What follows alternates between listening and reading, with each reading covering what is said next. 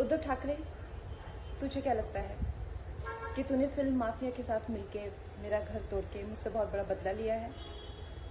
आज मेरा घर टूटा है, कल तेरा घमंड टूटेगा। नमस्ते दोस्तों, जय हिंद। आज मेरा घर टूटा है, कल तेरा घमंड भी टूटेगा उद्धव ठाकरे। इन शब्दों में कंगना रनावत ने उद्धव ठाकरे को खुला खुला चैलेंज दिया है। आप जानते हैं कि कंगना रनावत कल ही मुंबई आने के लिए निकली थी और आज जब तक वो मुंबई पहुंचती तब तक सोनिया सेना की बौखलाहट किस तरीके से निकली बाहर वो हम सब ने देखी, पूरे देश ने देखी। किस तरीके से इलीगली हाईकोर्ट के ऑर्डर का लिहाज ना रखते हुए किस तरीके से कंगना रनावत के ऑफिस को, मणिकर्णिका फिल्म्स को तोड़ दिया गया, किस तरीके से वहां पे तोड़फोड़ की गई, ये पूरे देश ने देखा है और पूरे देश में इस चीज को लेके आक्रोश है।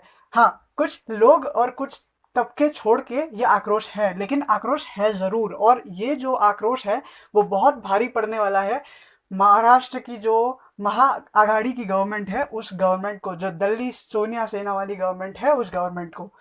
अब हम बात करते हैं कि जो फेमिनिस्ट स्वरा भास्कर, तापसी पन्नू और सोनम कपूर जैसे जो तख्ती गैंग हैं, जो टुकड़े टुकड़े गैंग हैं, अनुराग बासु जैसे ड्रगिस्ट, नशेड़ी, गंजेड़ी जो लोग हैं, वो रिया चक्रवर्ती के समर्थन के लिए आ जाते हैं। लेकिन आज कंगना रनावत एक अकेली शेरनी इस पूरे षड्यंत्र को झेल रही है, उसके साथ जो साजिश की जा रही है उसको झेल रही है और उससे उसको मुंह तोड़ जवाब दे रही है। लेकिन उसके समर्थन में कोई भी बॉलीवुड वाला, कोई भी टुकड़े टुकड़े गैंग वाला, कोई भी तख्ती वाला अब तक प्लकार्ड लेकर या पोस्टर्स लेकर नहीं निकला है। वो अकेली सिर्फ सच बोलने के लिए, सिर्फ अन्याय के खिलाफ अपनी आवाज उठाने के लिए ये सजा भुगत रही है।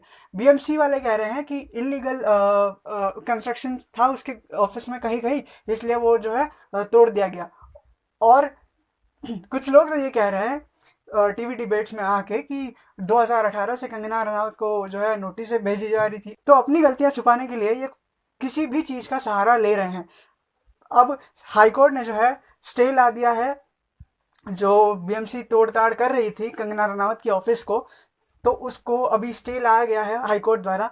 और सबसे घटिया और गंदी चीज ये है सोनिया सेना सरकार की कि वो हाईकोर्ट के ऑर्डर्स तक को नहीं मानता। उनको उनका अहंकार, उनकी जो सरकार है वो हाईकोर्ट से भी बड़ी लगती है। उनका जो संजय राउत नाम का जो दल्ला है वो भी हाईकोर्ट से भी बड़ा लगता है, उसका अपमान हाईकोर्ट से भी बड़ा है। सरकार, ये जो सोनिया सेना सरकार है वो हाईकोर्ट से भी बड़ी है, ऐसा लगने लगा है इनको। और इनकी इस अहंकार का जवाब जो है इनको महाराष्ट्र की जनता ही देगी और दे रही है अच्छे से। जिस तरीके से लोग, करणी सेना हो या जितने भी महाराष्ट्र के लोग हो जो कंगना रनावत जी के समर्थन में आए हैं, वो अपनी राय रख रहे हैं, वो सच बता रहे हैं कि उनको क्या लगता है। सब कह रहे हैं कि जो महाराष्ट्र सरकार ने अपने अहंकार में आके जो कुछ भी किया है वो पूरी तरीके से गलत है। अगर कोई सच बोलता है इसका मतलब आप ये नहीं है कि आप उनको दबाने की कोशिश करो। कंगना रनावत के साथ ये तो किया ही है सोनिया सेना की सरकार ने, लेकिन रिपब्लिक भारत जो सुशांत सिंह राजपूत केस पे अपनी प्रखरता से आवाज उठाता रहा है पहले ही दिन से, जिस तरीके से रिपब्लिक भारत रिपोर्टिंग किया जा रहा है वो भी अब महाराष्ट्र सरकार के आंखों में चुभ रही है, सोनिया सेना की आंखों में चुभ रही है। तो उन्होंने रिपब्लिक भारत के एक रिपोर्टर, उसके एक सहित उसके कैमरामैन और उसके ड्राइवर को अरेस्ट कर लिया गया है। उनका गुनाह सिर्फ ये था कि उन्होंने सवाल पूछा सुशांत सिंह केस से रिलेटेड, उन्होंने सवाल उठाया कंगना के साथ। बीएमसी ने जिस तरीके से हाईकोर्ट के नियम का उल्लंघन किया उस पे, और जितने भी सुशांत सिंह रिलेटेड जो सवाल थे वो उन्होंने उठाए, इसलिए उनको गिरफ्तार कर लिया गया है। और ये जो पूरी तानाशाही चल रही है, अब सारे जो फैसिस्ट है वो मर गए हैं जी। अब कोई ये नहीं कहेगा कि फैसिज्म आया है महाराष्ट्र के अंदर। अब किसी को सरकार बुरी नहीं लगेगी, कोई भी इस सरकार को अभी कोसेगा नहीं। लेकिन हाँ, अगर सेम चीज अगर बीजेपी की सरकार अगर मुंबई में होती, तो अगर किसी महेश भट्ट, सलमान खान, शाहरुख खान, आमिर खान, नसीरुद्दीन शाह, स्वरा भास्कर, तापसी पन्नू, सोनम कपूर या किसी और टुकड़े टुकड़े गैंग वाले जो लोग हैं, उनके घर को अगर डिमोलिश कर दिया जाता, उनके घर को तोड़ दिया जाता, तो पूरा का पूरा गैंग कहता कि नहीं नहीं, बीजेपी की सरकार जो है तानाशाही सरकार है, फैसिस्ट सरकार है। और अगर ऐसा होता तो ये जितने भी न्यूज़ चैनल्स हैं, चाहे वो एनडीटीवी हो, वायर हो, बीबीसी हो, अल जजीरा हो, ये सारे के सारे उठ के आ जाते कि देखो देखो बीजेपी की सरकार में कैसे तानाशाही है, ये है वो है, किस तरीके से फैसिस्ट बनी हुई है सरकार, और बहुत सारी चीज़ें कहते। लेकिन आज कंगना रनावत के लिए इनमें से एक भी आगे नहीं आया है। जितने भी सूडो पत्रकार हैं, चाय बिस्कुट खाने वाले पत्रकार हैं, पैसा लेके दलाली करने वाले पत्रकार हैं, वो सारे के सारे कंगना रनावत की इस मामले पर आज चुप है। लेकिन उनके चुप्पी से हमको कोई फर्क नहीं पड़ता। फर्क पड़ता है उनकी दोगलापंथी से, फर्क पड़ता है उनकी एक तरफा होने से, फर्क पड़ता है उनके देशद्रोही गद्दार होने से। बस इतनी सी चीज है। कंगना रनावत के लिए पूरा देश खड़ा है। महाराष्ट्र के जिनके पास दिमाग है वो लोग खड़े हैं, जो समझते हैं उद्धव सरकार, सोनिया सेना सरकार की तानाशाही को, वो सारे खड़े हैं।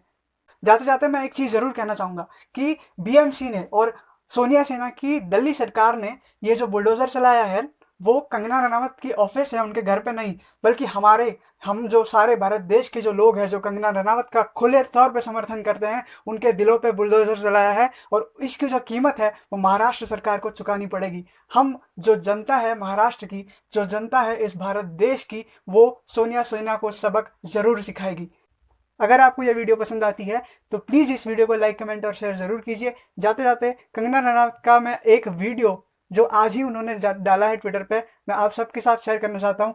इस वीडियो को देखिए, और अगर आपने अब तक कट्टर राष्ट्रवादी को सब्सक्राइब नहीं किया है तो प्लीज़ सब्सक्राइब करें, और साथ में जो नोटिफिकेशन आइकॉन है उसको ज़रूर दबाइए और ऑल पे सेट करिए, ताकि आपको मेरे आने वाली हर वीडियो की नोटिफिकेशन मिल सके। जय हिंद। उद्धव ठाकरे, तुझे क्या लगता है कि तूने फिल्म माफिया के साथ मिलके मेरा घर तोड़ के मुझसे बहुत बड़ा बदला लिया है? आज मेरा घर टूटा है, कल तेरा घमंड टूटेगा।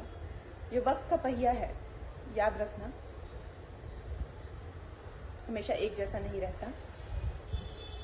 और मुझे लगता है कि तुमने मुझ पर बहुत बड़ा एहसान किया है, क्योंकि मुझे पता तो था कि कश्मीरी पंडितों पे क्या बीती होगी।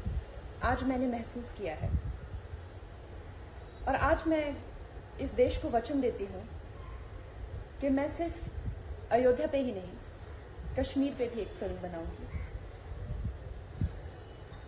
और अपने देशवासियों को जगाऊंगी, क्योंकि मुझे पता था हमारे साथ होगा तो होगा, लेकिन मेरे साथ हुआ है, इसका कोई मतलब है, इसके कोई मायने हैं।